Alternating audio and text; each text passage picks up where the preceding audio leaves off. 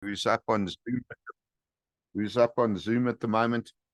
Let's hear anybody else out there for tonight's check-ins. There's 6 OPS standing by.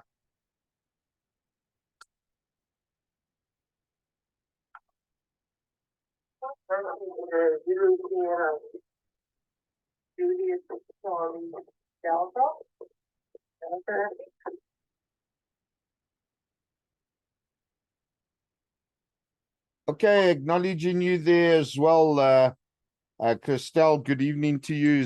There's 6 Julia Charlie Delta. Top of the evening to you. Anybody else out there for tonight's check-ins? ZS6 OPS standing by.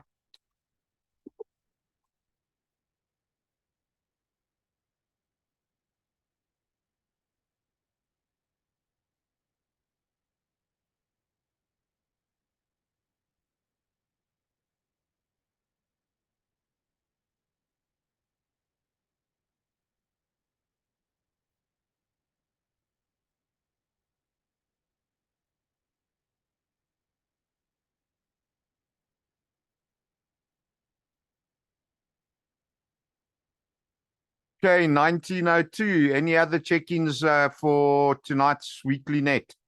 ZS6 OPS standing by.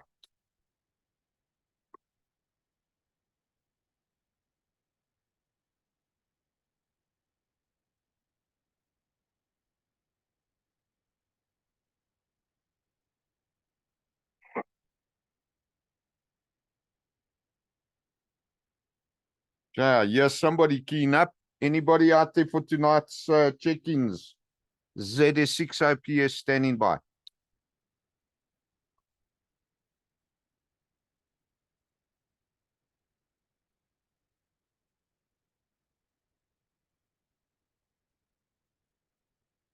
Yeah, don't be shy, guys. Go ahead and give us your call sign. ZS6 Oscar Papa Sierra. Standing by for any further check-ins. 1903.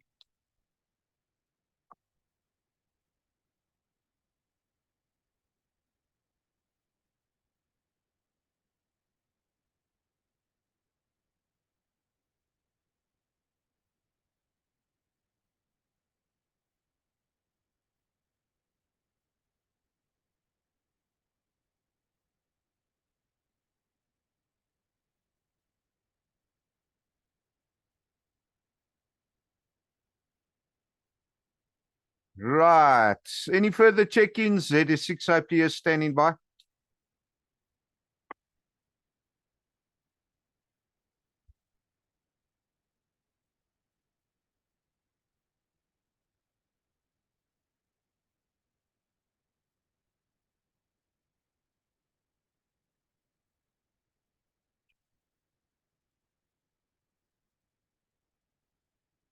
Nineteen oh four.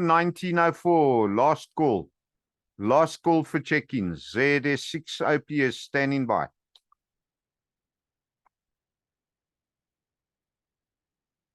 Or should I say second last call?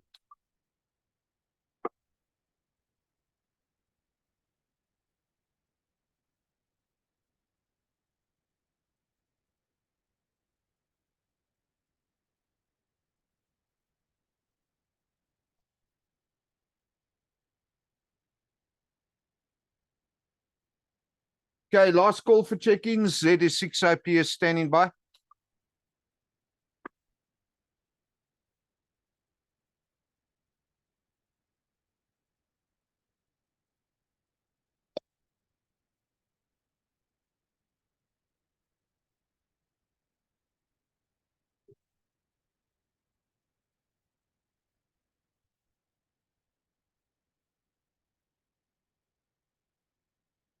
Okay, so therefore, I'm going to take it for granted that there's no further check-ins tonight on the Rudderpoort repeater. And as such, we'll proceed with this week's weekly net. And of course, my PC is now been a little bit on the slow side for some weird and apparent reason. So that being said, let's have a look and see where we are at, if I can get my PC to work, as I say. All right, so good evening, everybody. Greetings to one and all, and welcome to this week's net.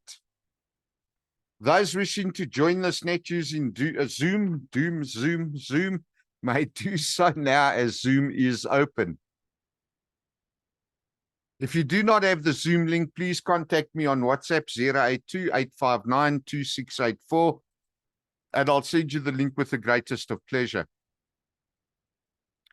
Today is Sunday, 3 December 2023, and the time is 19:05. We begin the weekly net with the radio amateur check-ins on the Roodepoort repeater, which starts or runs at least for 5 minutes before proceeding with the net.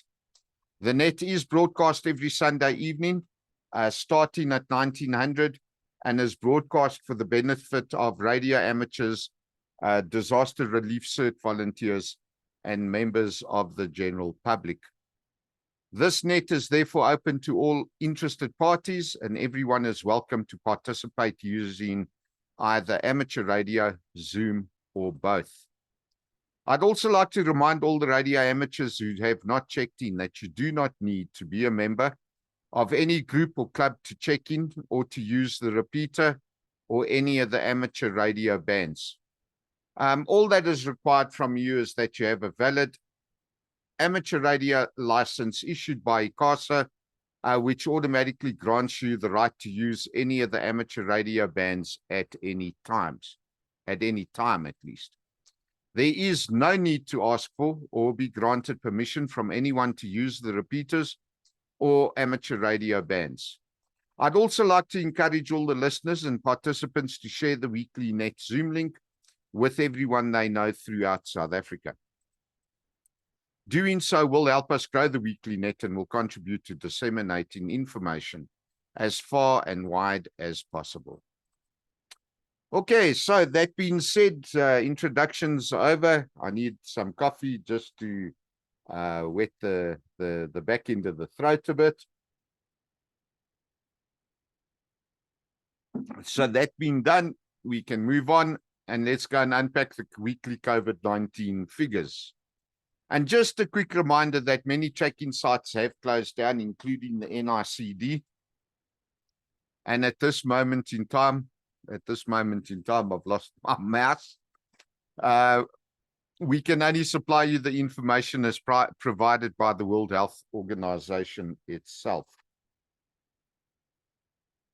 All right, so globally, we have got 772,052,752 cases reported by the World Health as at 30 November 2023, compared to the 772 and 11,000 cases of the previous week. This is a global increase of 41,588 compared to the previous week's figures of 190,227. Now, what has transpired over the last couple of weeks with me not reporting, I think some of the figures might have been skewed a bit. However, on a week-to-week basis, 41,000 definitely is a lot lower in new cases, and is probably the lowest we've had since the initial pandemic was announced in January of 2020. The global death toll now stands at 6,985,278, compared to last week's total of 6,979,000. This, however, is an increase of 5,492, and I think this has been one of the highest increases in several weeks, especially when you compare it to the previous week-on-week figure that I had of 1,611. Moving on to diphtheria, well, the Department of Health haven't released any new figures with regards to diphtheria, nor any further updates following the outbreak of diphtheria at the Pollsmoor prison, which took place, I think, sometime in October, November. Mpox, on the other hand, well, Mpox is now, believe it or not, since my last update, the only additional update is the day following the previous days. Yeah, even there, they have not been giving updated figures. So currently the figures as at the 16th of November 2023 stands at 91,834. And of course, I had the last update on the 19th of October prior to that. So this week, having a look at 91,834 compared to the previous total of 91,217 is still an increase of 617 cases compared to the 153 on the previous week by week. South Africa has still got their figures standing at 5. We've had no further additional updates. Well, that being said, and needless to say, when we come to measles, sorry guys, no measles figures. So following the current outbreak of measles, I've been including the weekly figures for the listeners, basically in the interest of public health. And this week, again, no figures are available. This week, the NICD website is actually down completely. So last figure I had was 1,267 cases. And of course, we're not going to go through all the rest of it at this point in time. One thing I would like to bring up and raise before I get on with the first part of the series that I've been attempting to broadcast for the past month. Yesterday, Saturday, the Philippines was hit with a 7.6 magnitude earthquake, and a tsunami warning has been issued. So, the report reads, and I quote, an earthquake of magnitude 7.6 struck off the coast of the southern Philippines island of Mindanao on Saturday, the U.S. Geological Survey said. The Pacific Tsunami Warning Center issued a tsunami warning.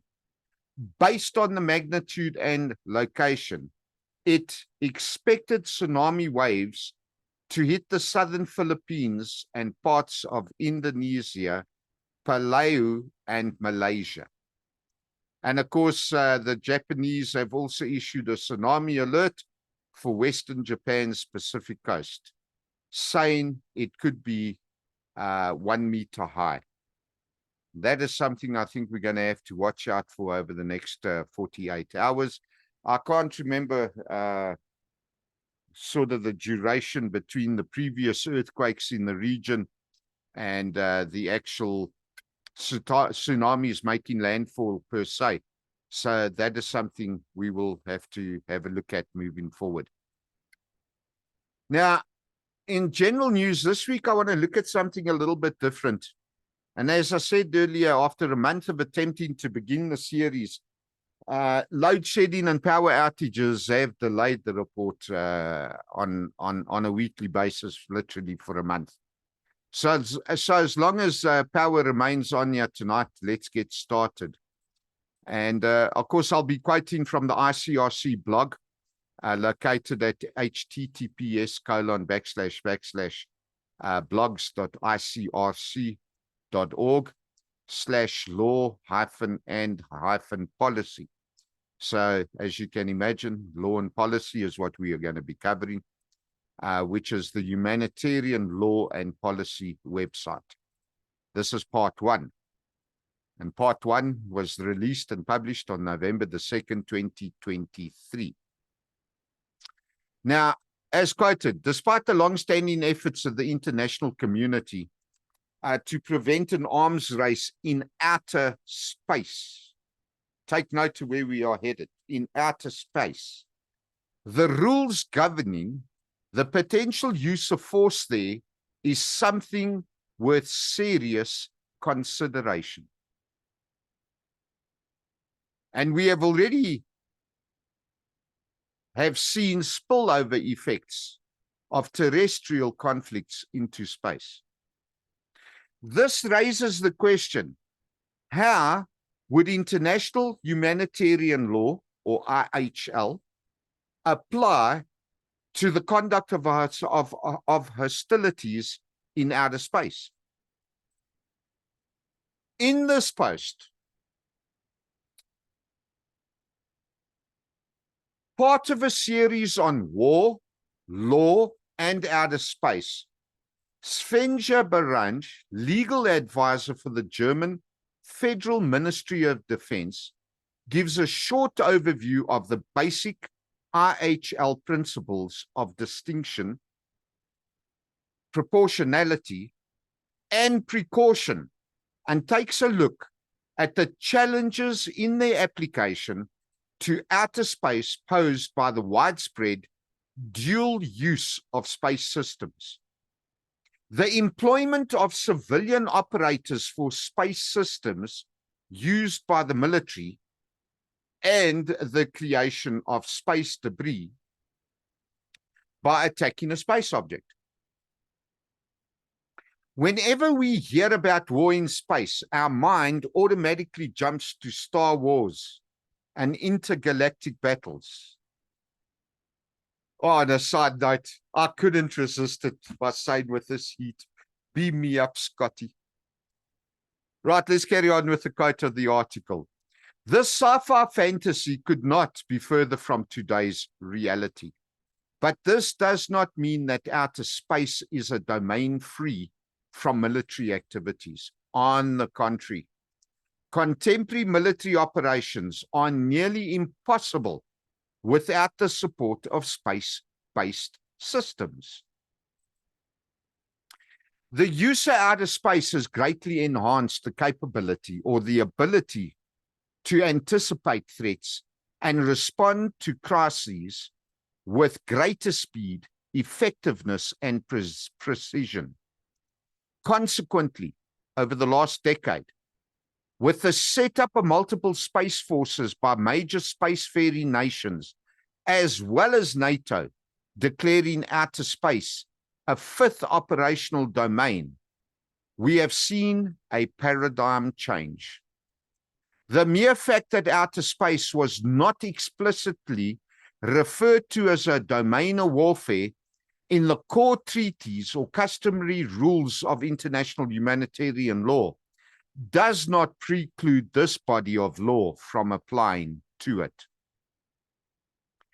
As for any other military operation conducted in the context of an armed conflict, military operations in, from, to, or throughout outer space, including those that are carried out in the outer space or the effects of which extend to outer space, are bound by international humanitarian law. Now, this is confirmed by Article 3 of the Treaty of Principles governing the activities of states in the exploration and use of outer space, including the moon and other celestial bodies, the OST. Furthermore, as the International Court of Justice, ICJ, puts it in its nuclear weapons opinion, paragraph 86, IHL applies to all forms of warfare and all kinds of weapons, those of the past, those of the present, and those of the future. The basic IHL principles governing the conduct of hostilities, such as the principle of distinction, the principle of proportionality, and the principle of precaution, therefore apply to military space activities conducted in the context of an armed conflict and are examined here. Well, that's the end of today's quote for part 1. Hopefully we will continue this next week with part 2. Now, let's have a look-see. In closing, I would like to encourage everyone to register as a disaster relief cert volunteer and to prepare and train to assist local communities for when disaster strikes. And of course, radio amateurs who have not yet checked in, please provide your call sign now, and I will add you to this week's check-in list as well. ZS6OP is standing by.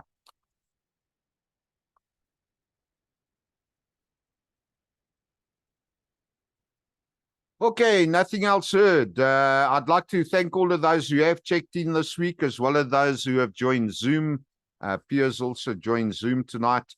And also, as the COVID-19 pandemic is still ongoing and is still infecting thousands weekly, please remember to physically distance yourself and to wear a mask to protect others, especially the elderly who could lose their lives if infected with COVID-19.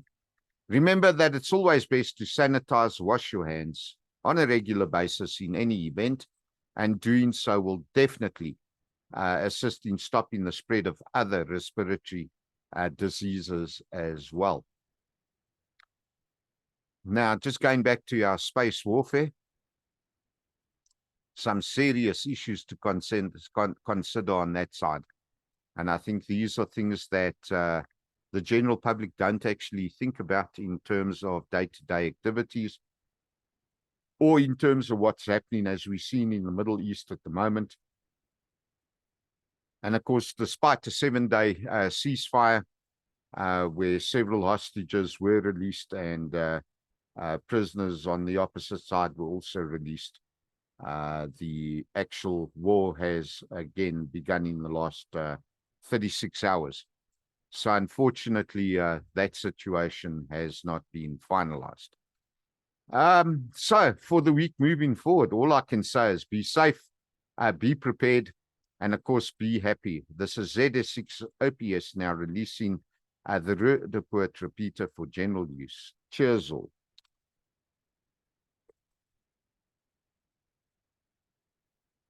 Okay, so there we go. 10 minutes left on 7 minutes, six and a half minutes left.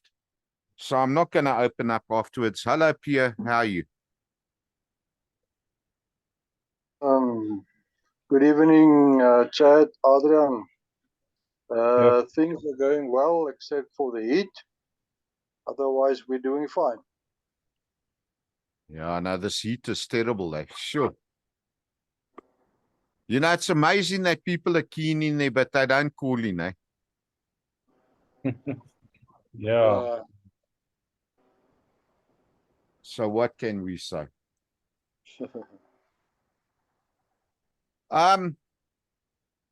Okay, so